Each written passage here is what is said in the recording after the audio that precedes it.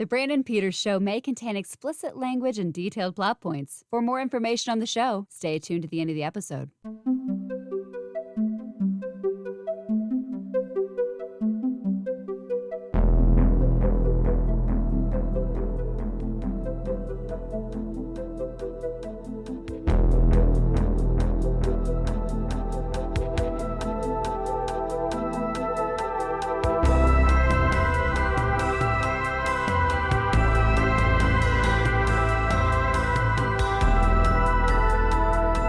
And now, here's Brandon.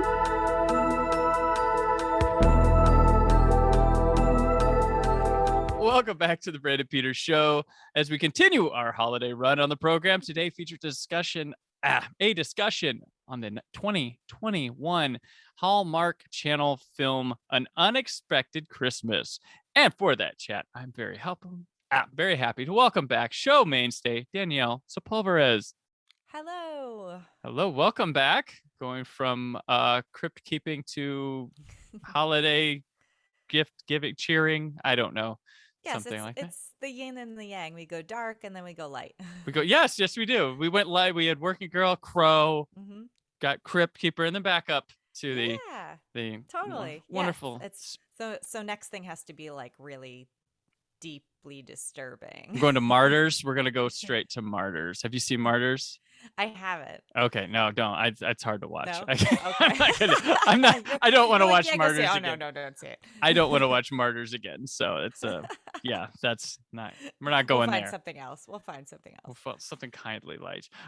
So any new and exciting adventures recently since? So I am I'm writing a piece for InStyle that I'm excited about. Although I think this show might air before it comes out, so I don't want to give away too much. But it's Okay. going to be an InStyle, and I'm really having so much fun writing it this week. And I will be handing it in tomorrow. Oh, I wish I could talk about it, but it's a little murdery. Like there's some murder in it. Okay. And it's about a TV show that a mainstay TV show that we've all loved and watched over the years. So, do with that what you will. And Okay. so that's been fun. Like I just finished my job. I was working as a stand-in on Billions season 5 and season 6, and we just wrapped this week. So I'm now quote unquote unemployed.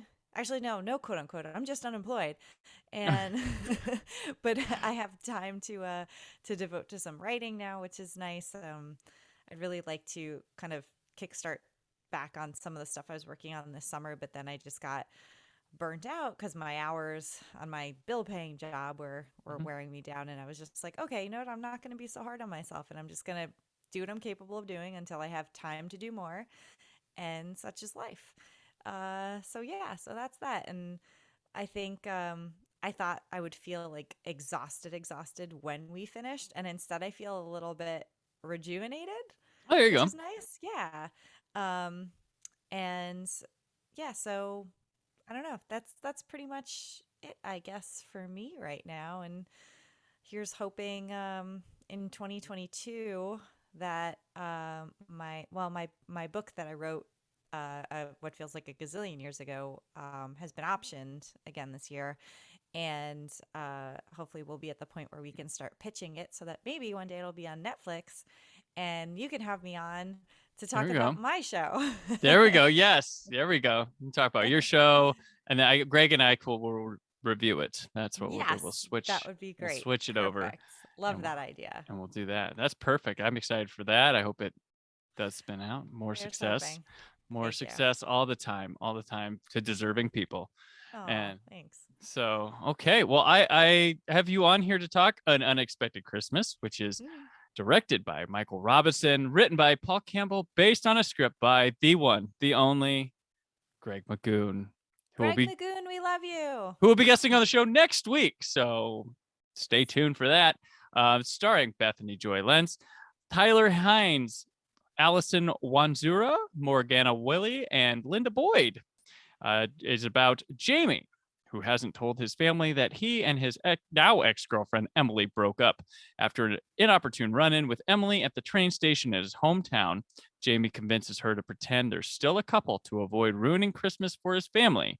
Jamie and Emily engage in a week-long ruse of engaging in his family's holiday activities together while they're stuck in his family's home together.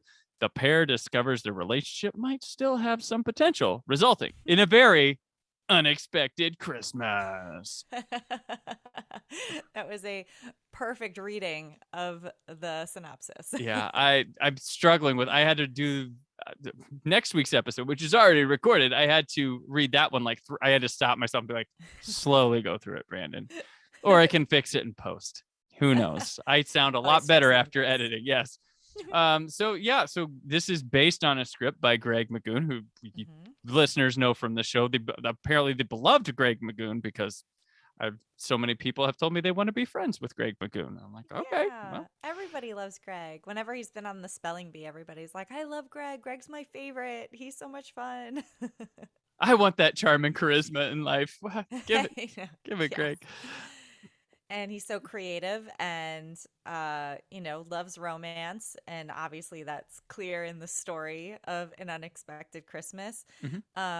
I mean, I love the trope. I've always loved the trope of pretending to be a couple and then it turning real. And, I feel like a lot of the reviews of the movie have said that, that it took a kind of a tried and true trope or almost even what you would think of as like a tired trope and gave it just like a fresh facelift and like a nice spin on it. And I don't know if I would even call it like a fresh spin. I mean, I think the writing was great and I think the story was great. But I think a huge thing with any kind of trope is the casting has to be good. And there was such good chemistry between the leads on this that, it sold it from day one. It was like, oh my God, look at these two adorable people who clearly still love each other. And, one is trying not to get hurt again. And the other one is too proud to, tell her how he really feels and like why he broke up with her in the first place. And it just worked from like the minute they run into each other at the train station. You're like, oh yeah, these two, I like these two. And then and then of course it comes to like the zany family antics, and the family was great. And I was actually really happy to see the woman who plays the mom, is a character who dies on Virgin River. And she was very sweet on Virgin River, and I was very sad that her character died. So it's nice to see her thriving. She's the mom. She was Sean's mom in Fast and Furious Tokyo Drift that ships him off to Tokyo. Yeah. Oh my God. I don't think I knew that or realized that. Yeah. So that was fun. And I definitely think there needs to be a sequel for this movie. Greg needs to come up with a sequel story, where we follow the lesbian sister, and that's what he said. Like yes. that's where his mind is at for that. Yeah, totally, because it sets it up, it like tees it up perfectly by the end of the movie. And also that's a really fun thing, which I thought was different than usual for Hallmark, but also in general for like these type of cute rom-coms, is that you have this woman who made a decision to adopt a child because she really wanted to be a mom, and then realized like, okay, like I have what I want, but I also, I'm lonely, and I would like a partner too, but also now isn't sure that someone's going to want to share in her life as like a co-parent, and obviously there's plenty of people who would, so that's what movie 2 is, and I want to see that happen. But yeah, I've loved Bethany Joy Lenz since One Tree Hill days, of course. And they really need to have her sing. Like, she's a singer. Yeah. And she's a good singer. And like, let's get her singing in these movies. There's the karaoke stuff there, right there for it. Right prime for it. Yeah. Yeah. And I was like, she's not going to go up and just like bring down the house. And I'm like, okay, fine. But yeah, I thought their chemistry was gold, the two of them, Bethany and Tyler. And that to me just like right from the get, I was like, yep, this works. I like this. And the story, I think anyone who loves rom-coms and, like I was saying before, is into those sort of stereotypical tropes Hmm. that are in rom-coms, and the whole pretending to be a couple. I feel like that's always been a dream of so many of us. Like whenever we've been in a situation that we don't want to be alone, or we don't want to be perceived as sad and alone, Right. and that we've wished, oh, we like, I wish we had like that person that we could ask to sort of jump in there and be this like doting partner in front of who we need to kind of save face from. Hmm. And so it is like, it's a little bit of a fantasy, like a fantasy fulfillment. Because I don't know, I mean, I'm sure it's happened in real life too, that that you realize you've had feelings for a friend of yours, or something to that effect, and when you've been thrust into a situation where you just end up spending time together and like maybe see each other in a different way. But it just makes for like a cute story. Yeah. No, yeah, it's definitely a nice. I like the way it's thrust upon. Feels really unique. I mean, it's probably not our first rodeo with, oh, we got a fake like we're. I mean, it goes back. You could, and knowing Greg, knowing that he could pull from like such a way throwback screwball comedy conceit, because you could see this in black and white with people pulling this off, Oh running yeah. around, and then all some of the quirks that some people might go, oh, it's like it's there for a reason, and he's ribbing it. He's laughing with you at that. He's wanting you to grow or something like that. Yeah. He's because he's said he was intentionally trying to throw at those things, that I find quite funny about it, which works. But like Tyler, I don't think I've seen him in it. I may have seen him in stuff, but I didn't have memory. Like I looked him up. I'm like, okay, I watched that. I don't remember who he was on that, but Mhm. he kind of gave me the vibes of looks and acting wise, something of like a qualities like a Nathan Fillion or a Kyle Chandler, um, Yeah, with who he he was. yes, he has that. Yeah, I get that. Where he has those like Nathan Fillion Hmm. has those expressions where like he doesn't need to say something, he just his face kind of says it. Yeah. And a lot of moments, that's why people for years have used that one gif of him where he's like, like Yes. he's he's that guy. Um and yeah, I see that on his face too. Um, I also think it was fun that there was like a little bit of role reversal where like she's the successful professional Hmm. woman, because so many rom-coms, it often starts with like a woman whose life has fallen apart. Like, granted she's sad because like she's been dumped in the past month or whatever, but like she's planning this trip to Hawaii, like everything's going great at work for her, like she clearly has good friends, like she's smart, she's fun. And here's this guy who broke up with her because he, well, let's be honest, he's being kind of a pussy. Well, yeah, no, But he's the worst. Like that's like, oh, I feel bad for me because I'm, down in the dumps with my old school morals, and yeah. yeah. And like, cuz he saw her thriving and felt like he couldn't keep up, or like that, she would resent him at some point because like he wasn't anywhere near at her level. And a thing is like, I feel like as long as you're not like sitting around mooching off that person or actively denigrating them, or, being awful to them mentally or emotionally, then like I don't, think that's like a you problem if you don't Yeah. think you're as successful as you should be. And then, just like her face when she's like, "Oh my God, you're speech writing now?" Like you sort of get this sense of like this is what he wanted to do, Yeah. and she probably was like encouraging him to do it, and he like, wasn't applying himself or wasn't trying to get those jobs, and then he got this job like after her. So he's like begun the part of his life that he wants to have, but like he's still probably not at the, well, clearly not at a level, because when you see in that first meeting, he, like his boss doesn't know who he is. Like I mean the big boss, the politician woman, like Yeah. clearly doesn't seem to know who he is at all. And he, like everyone, he's kind of making a ridiculous awkward moment in the meeting, and that's usually reserved for the woman. like she's, like trips and falls on the street, or she's in a meeting, gets fired, like, Yeah. or she's gonna, like, I'm so used to like the movie opening that way, and like her moving back home and like putting her life together, and instead it's more like she's good to go, she knows what she wants, and and who she is, and he's got to figure it out.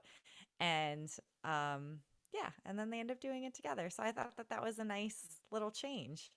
Yeah. Yeah, he's got the job at the beginning and stuff, and it's almost maybe like now that he's there, but he doesn't have her, it's like, now what? Like, it's not, well, I'm here, but I need this back, and he's too judgmental of himself to have ever approached going back to her and asking Yeah. or anything like that. That's yeah, definitely role reversal. But she's in a job where she's, uber successful and stuff. But what is success when you can't enjoy your Hawaii trip because you get pulled to this, and then I can go no, because she gets another thing dangled in front of her, but who knows what Yeah. that will be. Like, it feels like Right.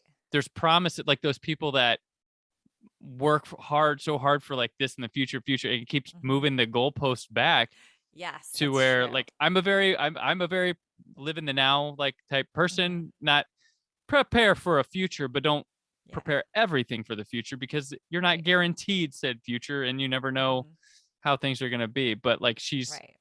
her success in front of her eyes is blinding her from not getting to enjoy experiences, I guess is what I'm trying to say. Yeah. No, you're right. Because the the Grand Cayman Hmm. opportunity that he overhears about, and then of course like he then Pissy immediately party, and yeah.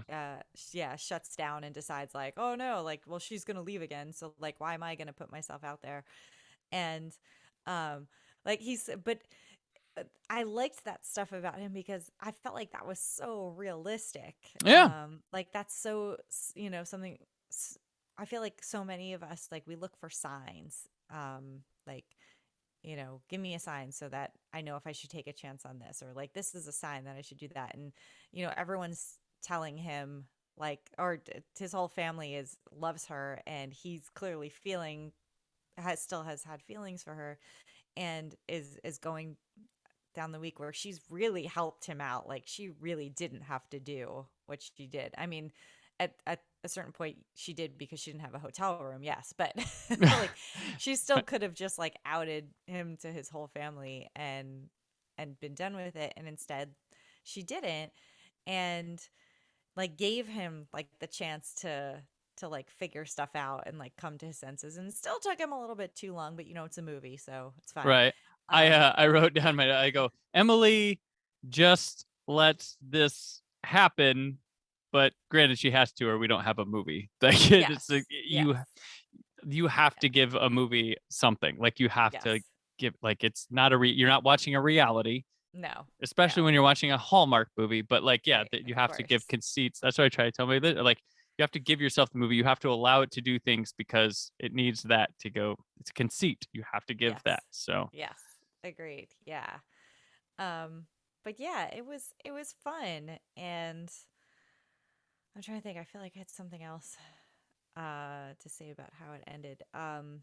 Like, I love, it was kind of fun. I was laughing to myself because I'm like, man, I always joke about movies that end with like someone running to the airport, mhm. and instead they're running to the train station. And I Right. kind of like that was that was a change. I'm like, oh, finally a train station where you can actually just run up to where somebody's Right. waiting to get on work. Because like on airports, like you never were able to do that. Like, Yes. you never, like, you can't get through security without a ticket, like, no. um and then people would just like have $2,000 lying around to just like buy a last minute ticket. Go, Yes, go. just Yeah. go. Yeah. Like, I think one of the best movies of showing that is The Wedding Singer, where like Oh, he stops in it, they're like putting it on like four different credit cards or whatever, or right. like he borrows his friend's credit card for like half of it, and he's like, you're gonna pay me back, and he's like, probably not. And he's like, let's um face it, probably yeah, not. Yeah. Yep. probably not. And like, I love that like quick little moment, because there's so many movies where, like, you just suspend the disbelief and you're like, whatever, it's fine. They have to Hmm. get on the plane and they have to chase them across the Right. country, or and show up at their door, and it's okay. But when when something refutes it like that, you're like, finally, somebody admitting that you can't just run to the gate, one, and two, like nobody has thousands of dollars, just buy the ticket. Right. Like, Right. Yeah. Buy the ticket for a chance. Yeah. That, yes. um, it reminds me another romantic story that ended at a train station that I love. Can't Hardly Wait did that. That's where that Can one hardly wait. wound up. Yes. That was great. Yes, I love Can Hardly Wait. I love how many people are in that movie. That is, it's honestly just bananas how many people are in that I movie. I am like, not that it's a competition, not that but like I was always for like the 90s, the teen movies that represented, I guess, our generation, Yeah. Danielle. But like that one felt like it hit home and got it the best. And then like I think I liked it better than American Pie. But that was the American Pie was the I don't know, the extreme one. So people went right for that. But Can't Hardly Wait, I feel like it got most of the clicks right, the way people behaved, Hmm. the attitude of the Hmm. generation. Yeah. And it had a killer soundtrack too. Yes. So Yeah. The thing, and like, don't get me wrong, like back in the day, I loved American Pie. mhm. But I agree. I think Can't Hardly Wait was for me better because like American Pie was a dude movie. It was about these four Yeah. guys and like their friendship and what they were up to, and like you never really got a girl POV Hmm. in that movie.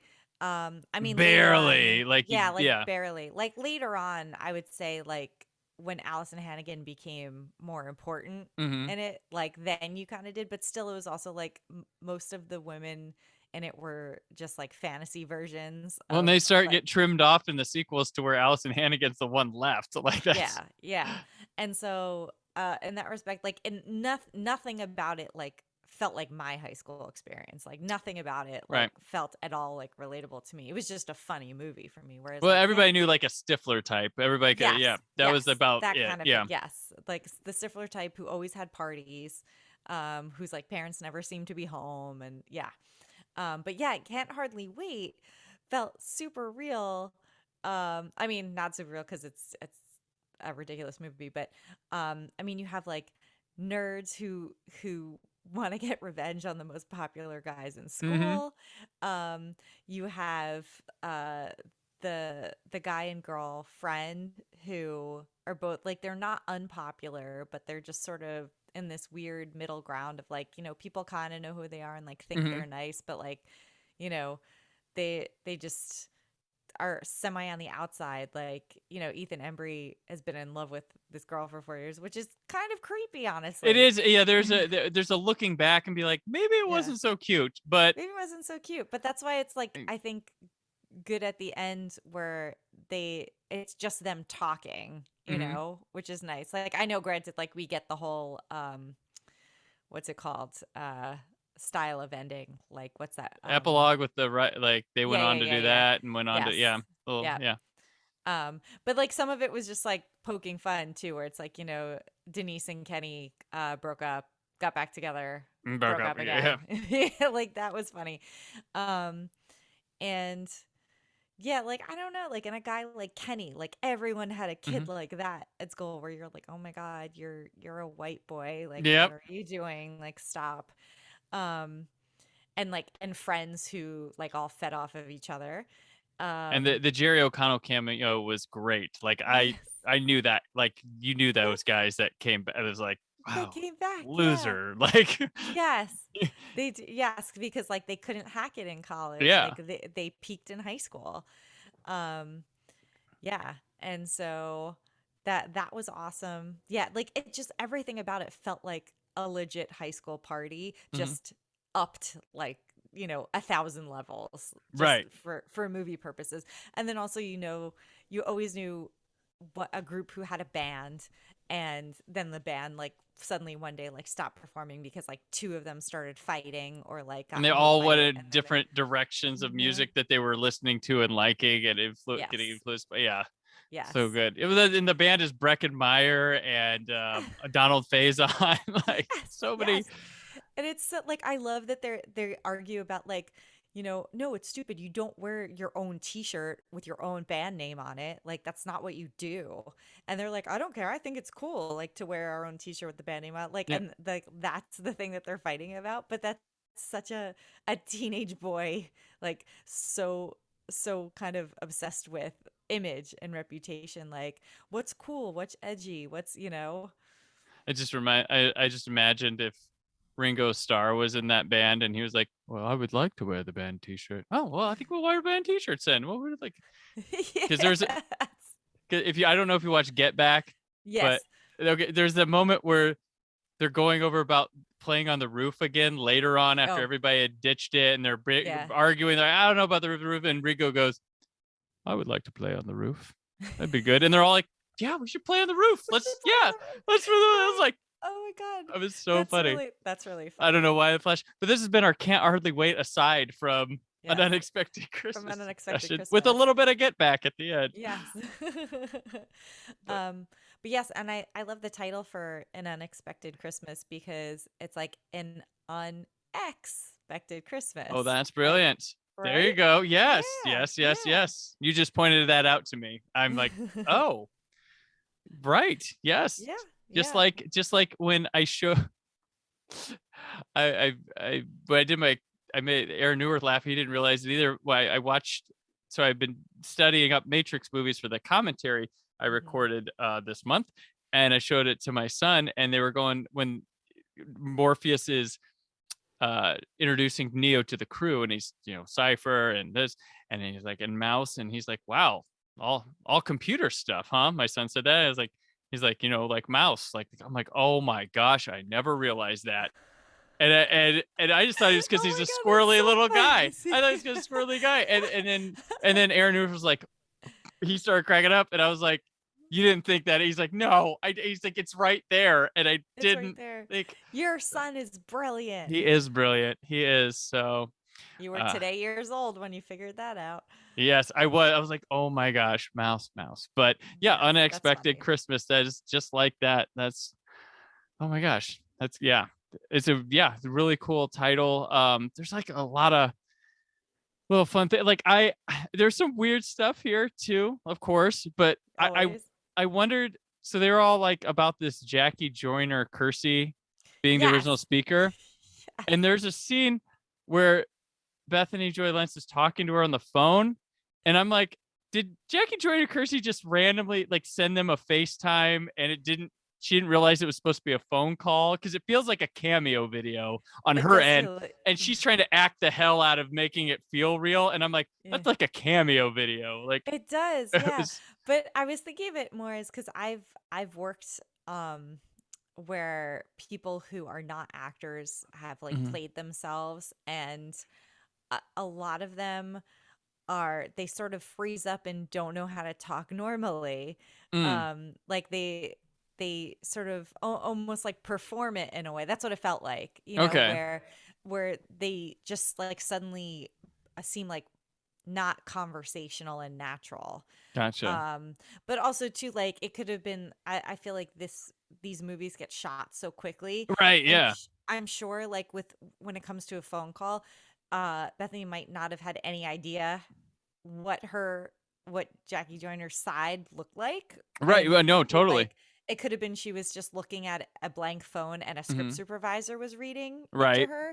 So like yeah, so I wonder because that comes into play because I've read off camera on a lot of shows that I've worked on, so that actors can have something to like Yeah. respond to. Mhm. And because of being a stand-in, a lot of the times I was there for the day that they shot the other side of the call, so I know The where the intensity, inflections were. yeah, Yeah, okay. exactly. And like how how they read it, how they read the lines.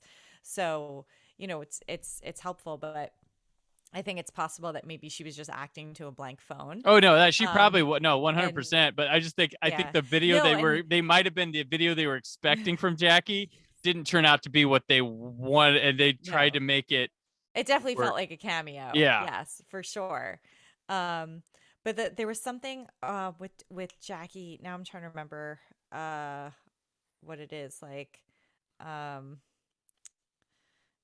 I feel like I wrote it like She's actually the from Illinois. I looked that up. yes. She's from East St. Louis. So, Oh, cool. yeah, so I looked that up. Um, there were the tagline. It was the tagline for the campaign. Mm. Um, Uh, wait, I know I have it because I like basically texted it like screaming to Greg because I'm like, oh my God, this is so funny. Um, let's see. I'm looking for this. Um, okay. I know I have this somewhere. Shoot. Okay. But it was just so perfect, and I just felt like Greg to me. I Mm, don't know if he actually that was something he came that up with, but it was just something really funny that just made sense. the the campaign, like the political campaign that's going heavy in December, that I was like, Oh, if you can't beat her, join her. there you go. Yes. That was it. If you can't beat her, join her. And I said to Greg too, because like a lot of times in these kind of movies, Christmas movies or Netflix movies or Hallmark movies, um I feel like a lot of the people have these nondescript jobs where it just feels like the people who wrote it or even and the actors playing it like have no idea what it's like to work in an office. Hmm. And I genuinely believe that Bethany Joy Lenz worked in marketing. Like I believed Emily worked in marketing because like she didn't say anything ridiculous and cliche. Like Hmm. she understood I definitely got a sense of like project management from like when she was talking about delegating tasks and like things that she needed to set up for her job. And because just like for comparison, there was a Christmas movie on Netflix. I think it came out last year. And the one of the actresses is like on the phone with her boss and is like, we are right on target for Q4. And I was like, that is not something someone would say. And as someone who had targets and goals like every quarter at Hmm. my old corporate job a gazillion years ago, um, that's you would never say that. You would say fourth quarter. No one says Q4. Like, I'm Right. sorry. That's like not Q4 is not a thing.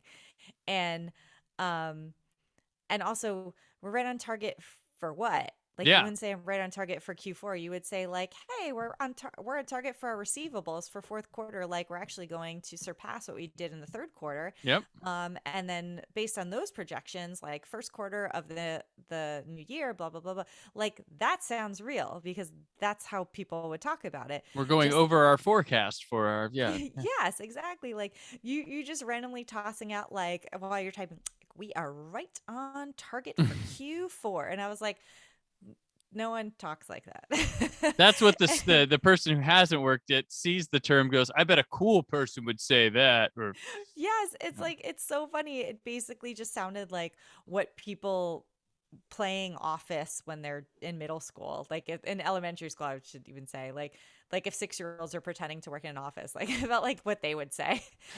there And there there was a trope I found in here, like right at the beginning, that I now want like someone to do a supercut video of it happening in like oh, everything. what's So when she gets to the office, she's got mhm. her friend there with the coffee, and she's like, "Oh my God, thank you!" Like I want the "You Yes, saved my life with with coffee as I coffee. walked in the door" montage. I want it from every Yes, movie, everything, there's because I was like, it's the best. I Yeah. laughed because I figured that was there intentionally, but Mhm. I was like, and then my mind was like, that happens and this may have been the It first movie where I does. like, I've seen it before, I recognize it, but I'm like, that's in like 80 movies where someone's like, Mhm. oh, you saved my life thing. Oh, I come through the door and someone's like waiting with the coffee. Like how long have they Yes. been waiting with like it might be Yeah. cold. Like yeah, the person with the best friend person saving the life because they have the coffee. Like, Yes.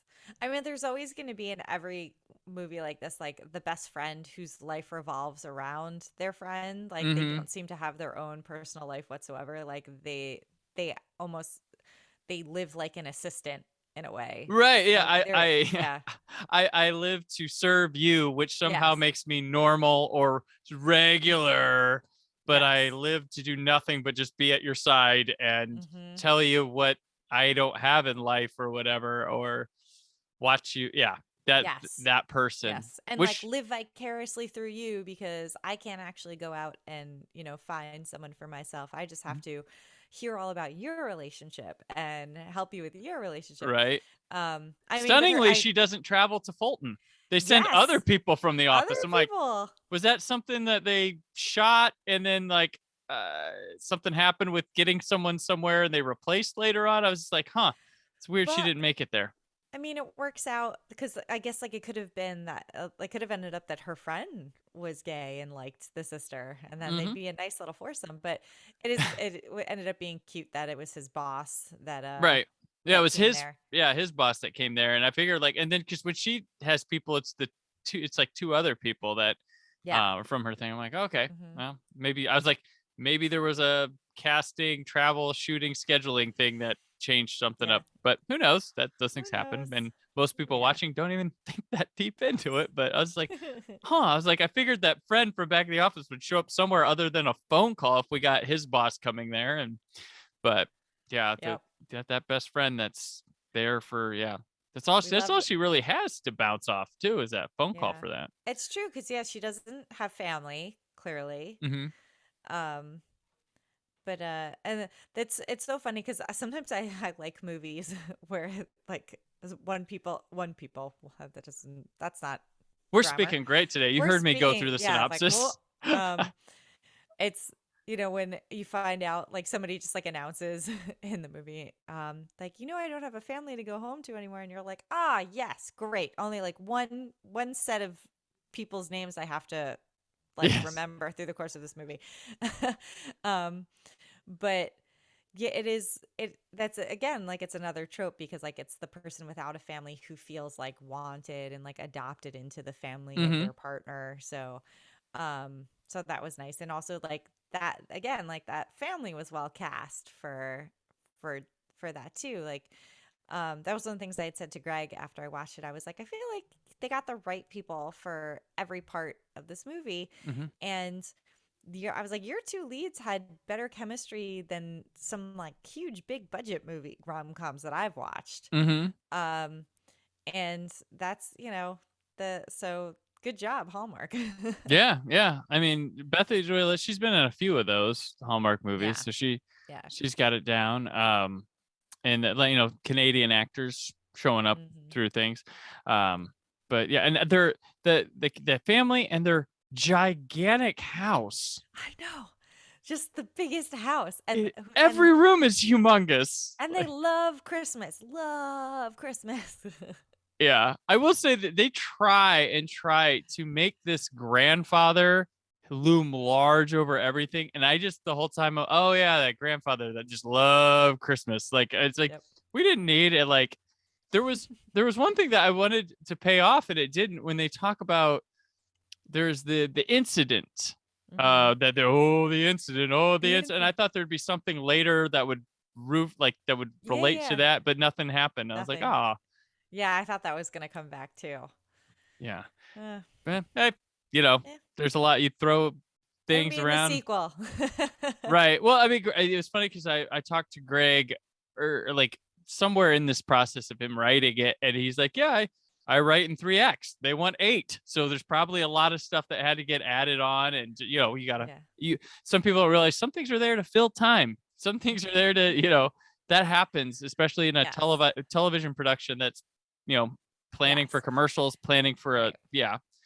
So And like Christmas rom-coms, like holiday rom-coms, Christmas rom-coms, Hallmark movies, they all have like that same, you have, well, because a lot of them are, 90 minutes long. So mhm. you have that like 70-minute build up and then like in the last 10 minutes of that 70 minutes you're getting to the oh no things are going to get weird soon, or everything's going to come to a head. Oh no, the conflict is going to happen, like everyone's going to find out that this person did this and this person should have communicated that, and Mhm. then like the final like 15-20 minutes is like everything like bursting into flames, being doused and being resolved.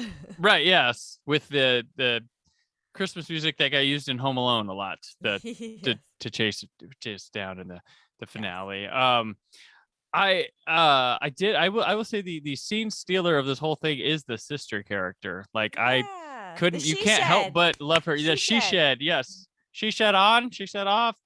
Yeah, like she's just the coolest person. Like you want to know her and real like I need a person like that, or like that kind of feeling because Yes. she and the actor manages, she just like nails it. Like it's not an easy thing to get across what she's doing, and it's especially impressive for the expectations of a Hallmark movie that she can fully like disagree with her brother's decisions or like what he's doing, but yet still adore and love him at the same time, and she gets it across like Yeah, magnificently. it's true.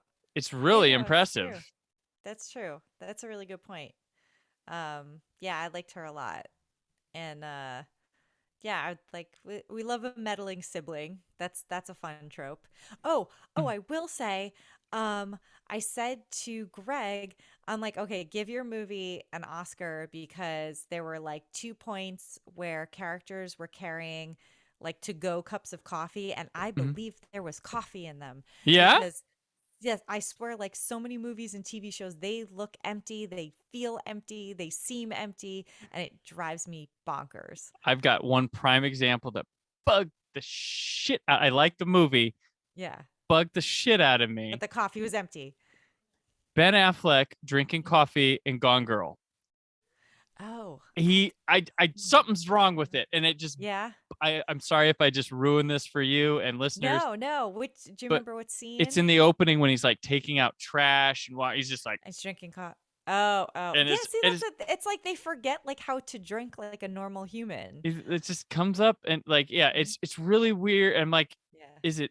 Are we watching him as it's empty drinking Yeah. it? But it's just, and I'm not. I enjoy Ben Affleck. That's fine. Like, Me but it's just too. that decision. I'm like, when I Hmm. saw it in the theater, I've watched it a couple of times on Yeah. Blu-ray. I'm just like, what? It's bugging me the way you're drinking Hmm. this coffee, and Yeah. I think it's because it's also him like between shooting Batman stuff. There's Yeah. maybe he's Yeah. not used to holding like coffee's like really light to him now, but it's just the way he goes about drinking it in that early That's so stage. funny. It's him around the Yeah. front of his house doing stuff, and the way he's drinking the Yeah. coffee. And there's a couple scenes in a row in the beginning of him drinking coffee. I'm just like, Yeah. give him a mug, please, somebody, not Mhm. the cup with the lid. Yeah. Something. Yeah. Because like I've most of the shows I've worked on, the props people will put water in them, so at least there's like a Right. heft to it. Mm-hmm. Um and but yeah, it's like weird. It's like people forget when there's nothing in them, they seem to not know how to like pretend to drink normally. So like Right. they just look weird. Like you said, It's like like if they there's just no look doorway, they won't know how to walk through a door. Like, yes.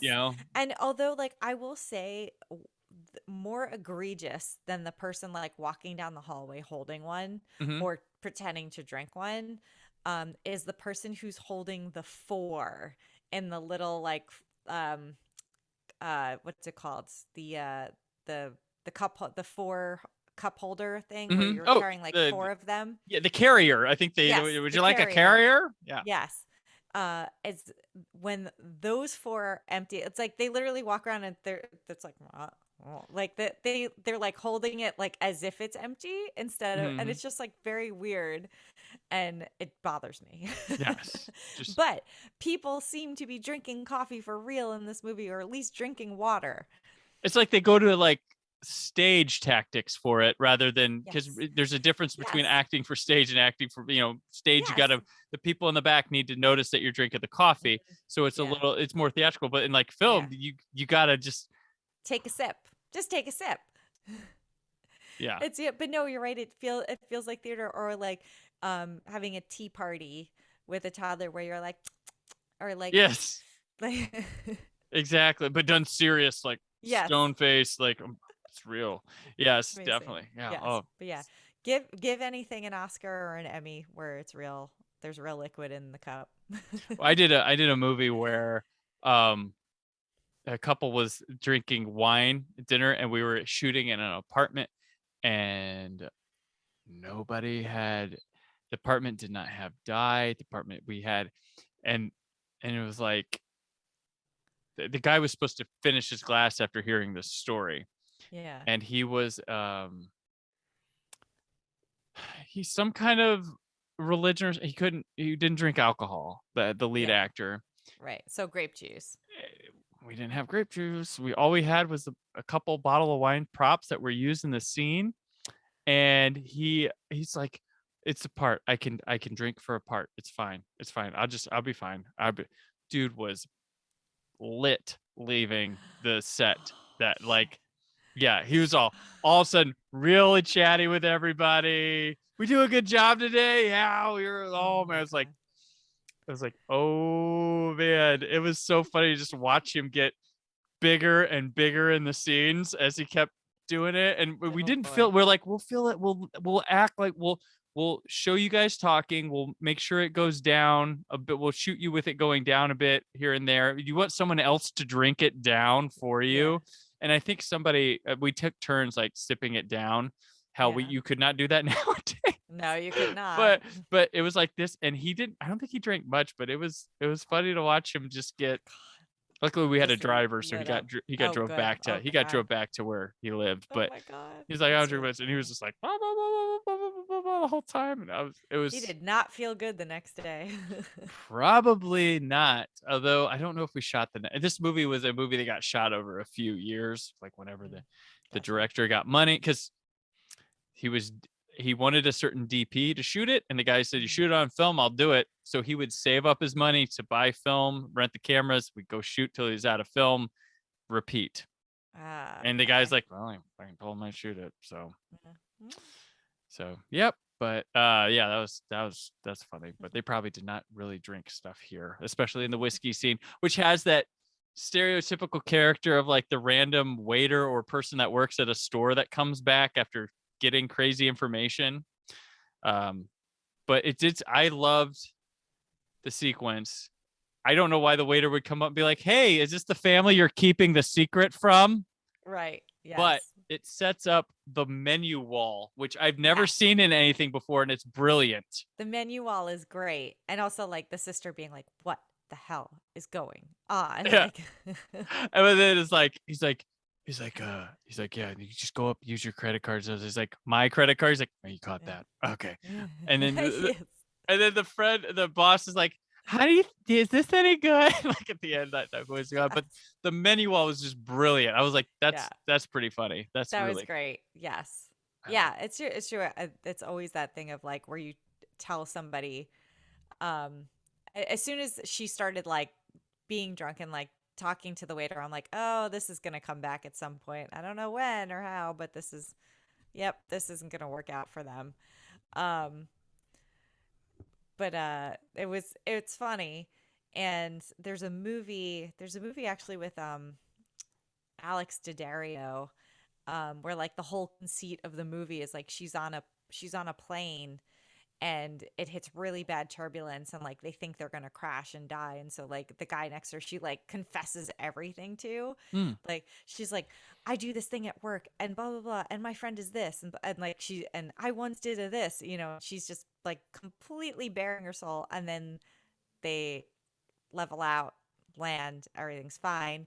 He ends up being her new boss at her company. Oh, like he was like flying in from their like Chicago office or something.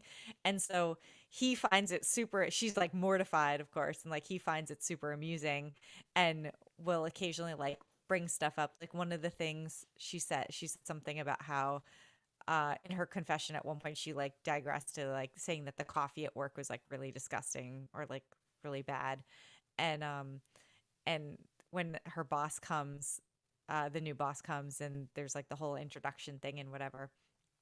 Someone was like, oh, can you get him a cup of coffee? And he looks at her and he's like, no, I think I'll skip the coffee. and then of course, like it goes from like the most innocuous thing she said, which was, that, to like the more and more, like she complained about a coworker, and said something else about like the way the office is run, and like all these things. And he's just sort of like kind of like ribbing her about it. But I immediately thought of that when she was talking to the waiter, and I'm like, oh, he's going to end up being like related to somebody, or like at the party where like they all are hanging out pretending to be I'm together. grandfather reincarnated through this man. Yes, No, through this man. you know, And you just gave it like, what is this Alexander Daddario movie called that you're? Do you remember the title? I don't remember, but I'm sure if I just type her in, I will.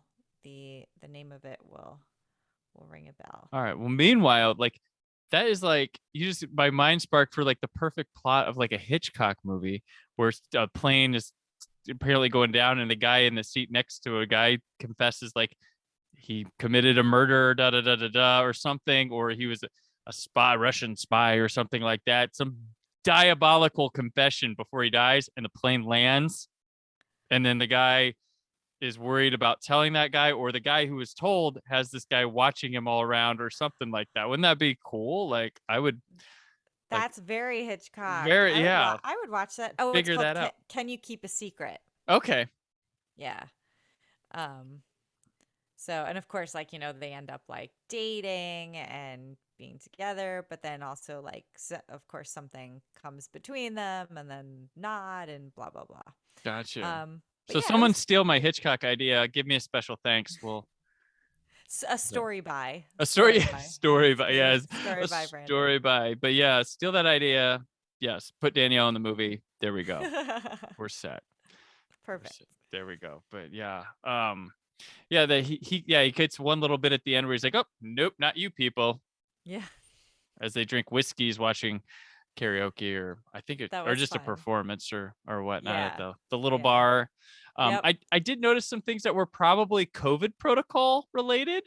What's that? There were some empty places where they should have been a little more populated. I would think that like there's a like during the first scene when they're drinking out at that restaurant, we just kind Oh, of close it yeah. on their table. We go Mhm. outside. They're the only people in the outside dining Yeah. area, and then they're walking Mhm. out on a regular night, and there's nobody there. I was like, that's probably COVID stuff. That's Yeah. probably best way to get it Yeah. shot. So I've been it's funny because I've been thinking that about like a lot of things that I've watched lately where it mhm. seems like, offices seem a little emptier, which I mean, I know for a fact from working on some of the New York shows that they they've been wanting to space things out. So, um there's like a one of the cop shows where I think they had like a core group of office workers of about 40, and I think because of COVID and like trying to cut numbers down in a condensed space, I think it's now like something like 20 to 25. Mhm. Yeah, they it was funny because the recent that just completed as of talking this Doctor Who season Flux um was shot under COVID protocol. It took them forever to shoot like 6 episodes or whatever, but there was one of the episodes where the villains in this have this thing called Passenger, and he's this big hulking guy, the mask on or whatever, and you're like, what's this? But what he is a prison that can keep up to like hundreds of thousands of people inside of him, and they Oh. go to planets stealing people to put in this prison, and they're on one of the planets, and they've all these people because these people think they're like a messiah taking them away to Yeah, this kind of planet. like the island. Yes, and so there's one where she speaks and she mentions to them, in order to be in passenger sight you must stand this much away from each other, so when the scene happens they're all spaced, that doesn't look so. But I'm like, Oh, COVID, that's why I had to COVID. get up Oh and my God, COVID. yeah. Wow. Even and in science fiction. and so and there's a lot of stuff that you can, because they did a season that was a one full serial rather than a bunch of different, so everything was Mhm. connected, and a cast of a certain amount of people that with a lot of recurring characters and things, and um, Mhm. done under COVID protocols. And there's some scenes where you're like, yeah, there's a in the finale there's a couple moments with Jodie Whittaker because the doctor splits off into, she's in the same realities at the same time, so there's like three of her, and there's scenes with multiple hers. I'm like, Oh, save money wow. for COVID. But Yeah. so they pulled it off. I was plenty You know what? satisfied with it. So As my therapist says, you got to be creative in these interesting times. some of the best things happen under the duress. Like some Right. people go out with these magnificent plans to make something bad happens, and they get something better out of it. Like Jaws is better because it's screwed up. Yeah. Like that movie, if you could see the shark the whole time, who knows if it plays as well nowadays or even back Yeah. then. I love So Jaws. yeah, under haste, and sometimes the big things can make it better, and I that's agree. what Yeah. happens. So yeah, but yeah, this is a fun little movie. Yeah. Fun little. If you watch one Hallmark movie this year, it better be this one. If you listen to the Yes, show watch and this you, one. yeah, it's this one, and it's airing It's this one. quite a bit. Yes, and tell Hallmark that you want a sequel. Yeah, you want a sequel with see what the sister's up to. Yes.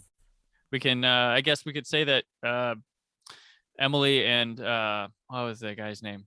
I know the actor's Tyler. Oh, Where's it? Jamie. Jamie. Yes. Emily and Jamie, maybe they put up in Fulton. Who knows? Who knows? Who knows? That's just, Maybe they're having a baby and yeah. and they're planning the wedding for the sister. Who knows? Yeah. Lots of fun stuff. There we go. There could be another production going on too, a play That's that Jamie right. has to reprise a role or Yes. something like that in the play. The I will mention, it felt very careful about its destruction. Like Yes. it was supposed to be this pandemonium going on, but like a thing fell and like some confetti, and I was like, that didn't feel as dangerous as I think they on paper it might have been Yes. supposed to be, but it was very cautious as to, we can't destroy too much and we need to put this back together for multiple takes. Like that's what it kind of felt. It was charming in that regard. Aw. Yeah, that's a good point. That's sweet. So yeah, but yeah. So you got any more on Unexpected? I feel like I've said my piece. All right. So we'll move on to what else. This is just something else we may have taken in, put out in the world, done, listened to, written, blah, blah, blah, blah, blah. So Danielle, what else? What else? Let's see. I was about to watch the new Sex in the City, and just like that, and then there's like a really big spoiler event in the first episode, and somebody just said it, and now I'm like kind of put off, and I'm gonna watch it anyway, but I need like a day to It's not recoup. important what it is, it's how it happens. And you still have the how. That's true. That's true. Actually, no, I think I found out about the how too. Oh, okay. Well, maybe it's you haven't watched how they present it. So Yes. maybe Yes, I if will it's a good still. thing, because Yeah. there's a Spider-Man movie coming that is apparently all about just reveals. So after Thursday when it comes out, who cares? That's It'll true. be based on what it looked like, how they played it. So Yeah. Yeah. No, you're absolutely right. Yeah, we're mhm. gonna totally get spoiled for Spider-Man. Um, let's see. I've been rereading a lot of Christopher Pike lately, Mhm. just because I was doing another podcast on the Pikecast, which is another fun podcast that I've been a guest on. And Mike Flanagan is going to be is actually in the process of bringing some Christopher Pike movies to Netflix. Cool. So I'm excited about that because I grew up reading them. So I've been rereading them, and so when I do have like a stack of books I need to get to, I really want to read this book called The Body Scout, which is kind of like a sci-fi noir thriller, but also involves baseball. Oh, cool. Yeah, it's like a futuristic tale of how like in it they're the Mets are in it and they're the Monsanto Mets. Like that's who they're owned by. And but so the book I just started it. So I don't know what happens, but the synopsis, the summary is basically that uh, this is a time period where players are replaced by like seems to be like players can get replaced by androids, and Hmm. so this one guy like his best friend gets murdered, who's like a baseball player, gets murdered, and then he's like thrust into like this investigation and figuring out what happened to his best friend and what's really going on, like, and in this corrupt, you know, ultra futuristic world of baseball. So yeah, it seems like it's going to be exciting and fun to read. So That's I'm cool. excited. Yeah. Sports sci-fi. That's Yeah. nothing That's a something that doesn't happen often, but like stuff like I no. still like the original Rollerball is a cool one. Yep. I can think of, but yeah, that's really cool. Mhm. My what else is Ridley Scott's The Last Duel. Mm. Have you seen that one? I know it's on Nobody my saw. list though. No, but I really want to see it. I read like a really great review of it It's from a critic I really like. it's So fantastic. Like yeah. it's best of the year good in my Wow. opinion. Well, I'm And excited. the guy's 83. he his period stuff is always really good. Like, because I think so. if you haven't checked out Kingdom of Heaven director's cut, it's like one of his best movies ever. Okay. Like, Yeah, I haven't watched director's cut, but yeah, it's okay, much good to- long. There's like an hour or something back. Like, they really chopped it down, but the director's cut is fat. Like, it's up there with Alien and Blade Runner, and like Matchstick Men is one of my favorites of his, like, of best movies. This Oh, one nice. is like, and he's not making bad stuff recently, but No. this would be my favorite maybe since then or whatever. But it's Rashomon in medieval times, and he kind of, it's weird. Like, people probably is like, what are Matt Damon and Ben Affleck doing in this like period thing? Yeah. But he doesn't try to force them to have like funky accents that they probably good. can't pull off. He's just Yeah. like, act, do the part, act. Yeah. Affleck's pretty funny in the movie. Wow. Damon's really committed, and Adam Driver always Kills it. Yeah. I love him because he is just making this career path of just working with interesting people. I don't care what it is. I want to work with that person. Like, I don't think we'll see him in like some big goofy franchise picture for maybe the rest of his career, just because he's just, that's where he's interested in stuff rather than being like on a poster, Yeah. Well, one of the things Daniel Radcliffe always said, that Harry Potter has like enabled him to do whatever he wants. So if Star Wars like enabled him that same ability, then good for him. Yeah, and these people usually wind up directing being good directors too, because they're watching things, like they're working with interesting people to wind up being a director. And Jodie Comer continuing to, I hope, climb, because she's magnificent. But yeah, that whole movie, like, really, really good. Like, and I knew people were loving it. Like, it came out in October. October is loaded with Brandon movies, and I just could not get to all of them. And this one went by the wayside, but I got it for review, and it was awesome. So I was very, very, very happy with this movie. I'm looking forward to watching it. Yeah, I hope I didn't overhype it for you, but it's just... No. It's already been hyped up for me, so okay. I'm sure I'm gonna like it. I like Ridley Scott. Yeah, I do like it. And yeah, two movies in 1 year from him, both wildly different. Yeah. I know, crazy. Yeah, good for him. He's good. Like, 83, and then going on his I Don't Give a Fuck tour. Like, pretty much. Just funny. So, all right. Well, that'll do it for this week on the show. Danielle, thank you so much for joining me to talk about An Unexpected Christmas, story by Greg McGoon. Where can people keep up with you this holiday season? Mostly on Twitter at Elsep, ELLESEP, where I tweet nonsensical thoughts and baseball takes, although it's the off season, so I promise to lay off the baseball a little bit for now.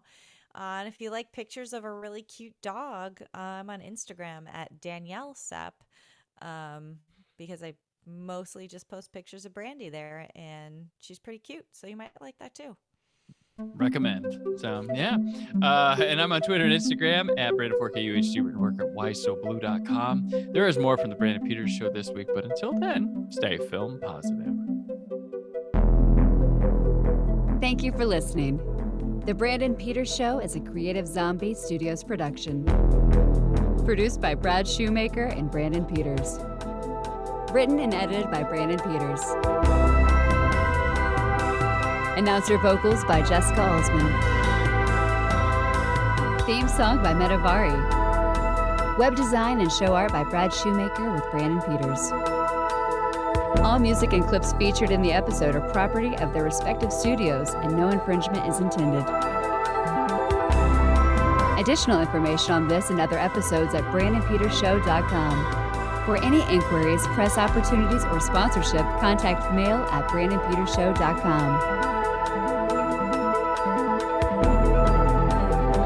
The show is available on Apple Music, Spotify, or anywhere podcasts are found.